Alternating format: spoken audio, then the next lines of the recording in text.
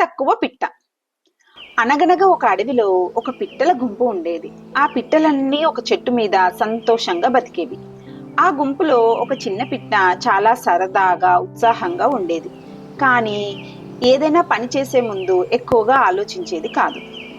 ఒకరోజు ఆ పిట్టల స్నేహితుడైన ఒక గుడ్లగూబ ఆ గుంపు దగ్గరికి వచ్చి మాటల్లో, పక్కన కొండ దగ్గర ఒక పెద్ద చెట్టుంది, అక్కడికెళ్ళి ఉండండి, మీకు చాలా పనులుంటాయి అక్కడ అని చెప్పింది.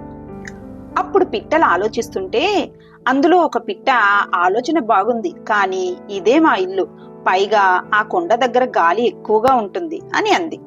అంతలోనే మరో పిట్ట అవును నిజమే, గాలి ఎక్కువగా ఉండటం వల్ల ప్రమాదం జరగొచ్చు అని అంది. కానీ చిన్న పిట్ట మాత్రం ఏమీ ఆలోచించకుండా ఓ పండ్లా, ఓఫో అని వెంటనే ఒంటరిగా కొండవైపు ఎగురుకుంటూ వెళ్ళింది. దారిలో గాలి బలంగా వీయడం వల్ల ఆ పిట్ట బ్యాలెన్స్ తప్పి కింద పడిపోయింది.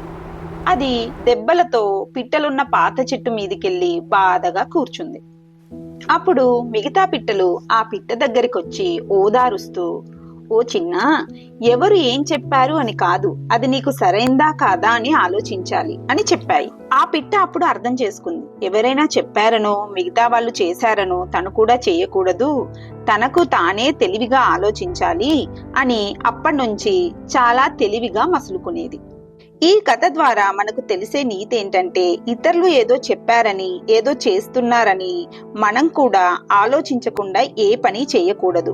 మన పరిస్థితిని బట్టి అది మనకి మంచా చెడా అని ఆలోచించి నిర్ణయం తీసుకోవాలి.